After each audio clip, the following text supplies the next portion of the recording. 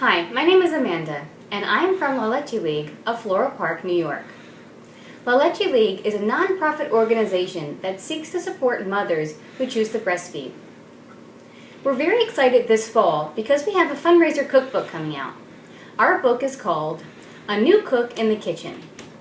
Our cookbook has recipes that range from recipes for moms with newborns, recipes that moms can make for other moms and bring to them, and also ones that are kid tested and kid approved. We will have this cookbook for sale in October.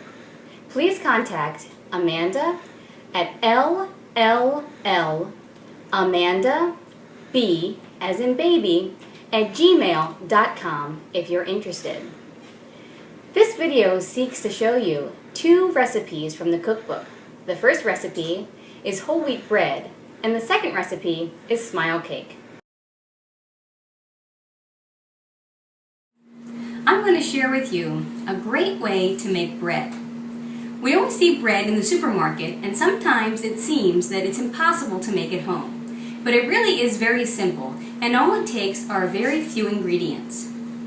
First, we're going to start with white whole wheat flour. White whole wheat flour has a milder taste than regular whole wheat and tends to be a little easier to go down while still getting whole grains. We're going to make a double batch, so we're going to use 7 cups of whole wheat flour. There's no need to be fancy spooning flour into the cup. Just go in to the bag and scoop it out. You're a mom with a newborn. You don't have time for this. Okay, now we're at 3, 7, and a little bit for good measure. Then, after we have 7 cups of white whole wheat flour, we can take 1 tablespoon of salt and then 1 tablespoon of yeast. This is a great recipe to get kids to help with because they can easily scoop the ingredients and they can also mix them. Then we want to add between 2.5 cups to 3 cups of warm water. Now, another fun thing for kids to do is they can stick their clean fingers into water to see if it's the right temperature. If it's comfortable for them, it's the right temperature. So we're going to add our water, and then we add about 1/4 cup of either molasses, honey, or maple syrup. You can also substitute sugar if you don't have any of those sweeteners. Luckily, bread is very forgiving and will allow you to do that. If you find that the bread is not sweet enough for your family, and they don't quite like it because it's whole grains and they're not used to it, you can always increase the amount of sweetener and decrease it gradually.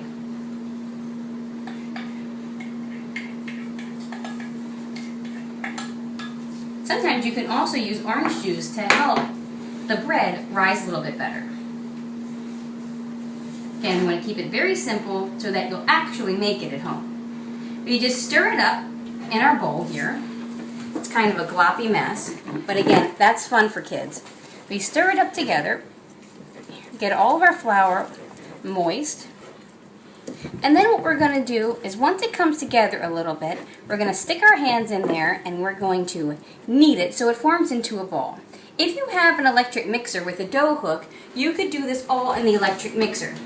But if you don't have an electric mixer, it's not a big deal. You can still make bread at home. So we're going to mix it together. If the dough is too moist and really sticky to your hands, then you can simply add more flour. If the dough is too dry, you can add more water. We might need to add some more flour to this one. But just mix it together. This can be a great stress reliever for a mom with a newborn, for a mom with rambunctious toddlers, or again, maybe if you have some teenagers and you're losing your mind. So we'll mix it all together, get all those ingredients mixed up, and you can put oil on here. Many recipes say that you put oil on dough, mix it around in the bowl so it doesn't stick. You can do it if you want to, you don't have to.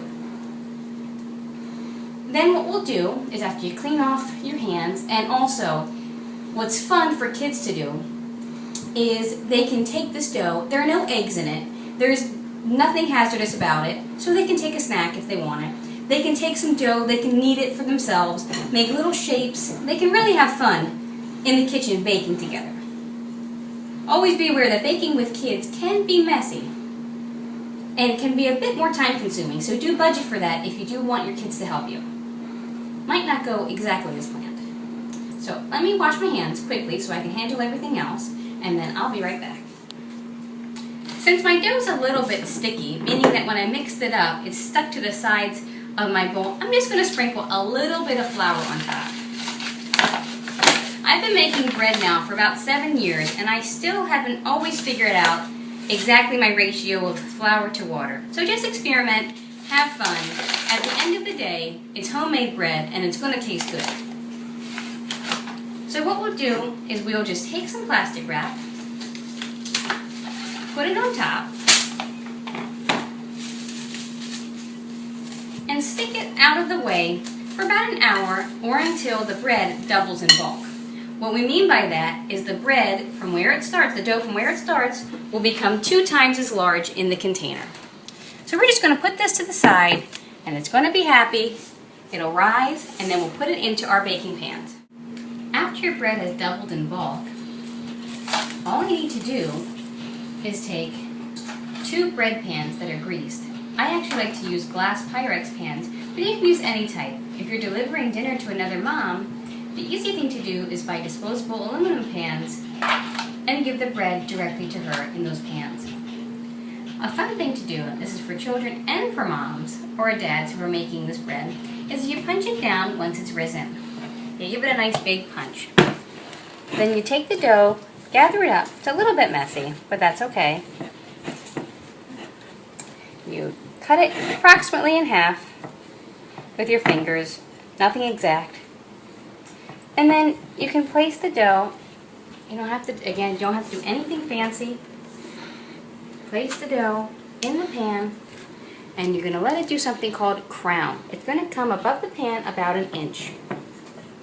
And at that point, you bake it in a 350-degree oven for 40 minutes, or place it in a cold oven. Turn the timer on for 15 minutes, and when it goes off, turn the temperature down to 350 degrees for 20 more minutes. Pardon me, 25 more minutes.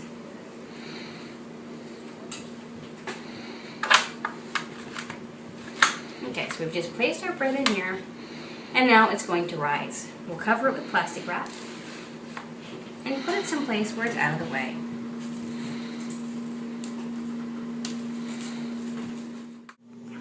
This is what bread looks like once it has crowned. By crowning, we mean that the bread has come above the pan about 1 inch. It could be less, it could be more.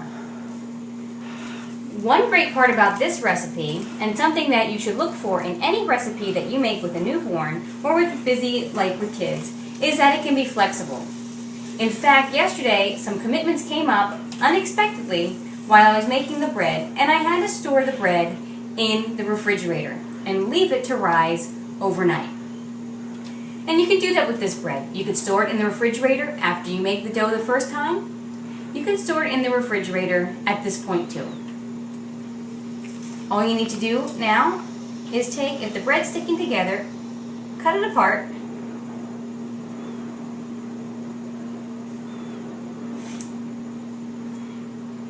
And then we're going to put it into a preheated 350-degree oven for 40 minutes.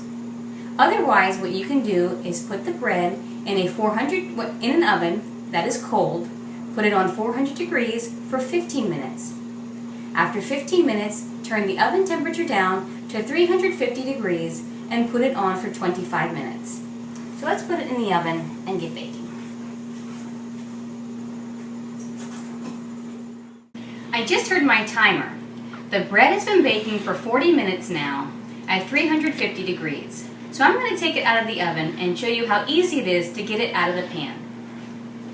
What you want to do is you want to have a cooling rack so that the bread doesn't get wet underneath if it sits in the pan too long. It's always a good idea to set timers when you have a newborn baby, or again, if you're busy with kids, because at least a timer will remind you that the stove or the oven is on. I just turned off the oven, and I'm going to pull the bread out. Be sure that your kids are not milling about the oven, and make sure to teach them oven safety so they don't get burned. Here's the first loaf. You turn it over and just flip it out of the pan. I find cooking spray releases bread much more easily than flour and oil, or butter and oil.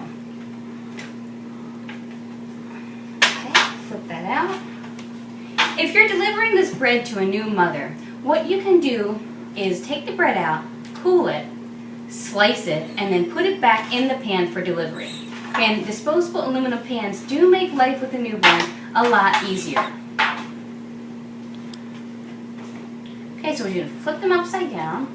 We'll let these cool and then we'll slice them. This bread is a great way to incorporate whole grains into a family's diet. One of the favorite recipes from our group is called Smile Cake. This cake is also known as dump cake very popularly. But for our recipe, we're not going to be using box cake mix, we're going to make our own with recipes with ingredients we have from around the house. All you want to do is take a Ziploc bag, label it Smile Cake Mix, and then to that bag you're going to add 4 cups of white whole wheat flour, 2 cups of sugar, 1 tablespoon of salt, and 2 tablespoons of baking soda. Seal the bag and mix it. This is a very fun activity for children to do because they get to slosh it around, they get to feel the ingredients, and it really is a lot of fun. Plus they're helping you make something in the kitchen. Once you have your cake mix made, this mix will be good for making 3 cakes. One thing that's a very good and simple tip is to use disposable pans if you're making dinner for another mom. Simply take the pan, we're just going to make dessert for another mom in this instance.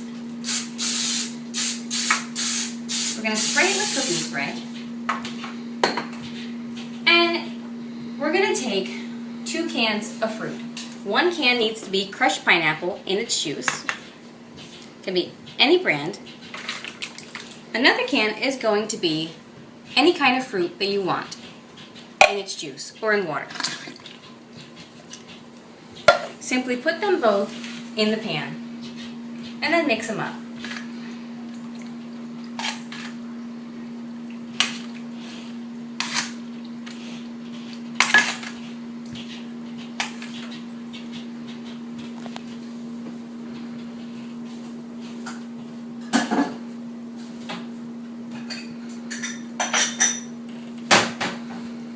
Next, you want to sprinkle on top 2 cups of flour, of your Smile Cake mix.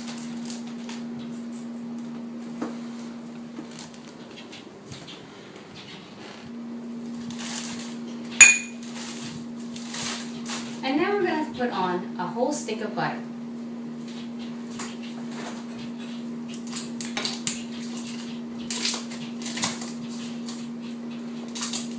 All you need to do is slice it and then spread it out on top. The butter doesn't have to be a particular temperature. It can be frozen, it can be thawed. Whatever's convenient and is around your house. You can also sprinkle a ½ cup of nuts or a ½ cup of coconut to the top. But that's optional because many children these days have allergies, so it may be best just to omit those. Double check with the mom to whom you're delivering the meal before you make the cake. This meal is also easy, even if you're not delivering it to someone else, just to make for any occasion. Or if you have children that really have a sweet tooth and want dessert, but you're very, very busy, you can easily whip this up or have them help you. And that's why we like this cake so much, because it makes everyone smile. It's not too hard to make, everyone can help, and everyone enjoys it. It goes very well with ice cream or whipped topping. Okay, now we're going to put this into our oven at 350 degrees for an hour. You can even do less time until you really just want to look at if the top gets brown and crispy and the cake is bubbling. As you can see, we've been very much enjoying this smile cake. But we've found that the flavors mingle better if you let the cake cool down and then put it in the refrigerator overnight. Then it tastes much better the next day. The nice part about this recipe, just like with the bread recipe, is that you can take this recipe in steps and stages. If, for some reason, you mix all the ingredients and you're ready to bake it, but something happens and you have to maybe run to school or change a diaper or take care of a boo-boo, you can always put the cake, before it's baked, into the refrigerator for an overnight or longer refrigeration. Then take it out when you're ready to bake it and put it in the oven. Again, recipes are easier when you can take them in stages and keep them simple.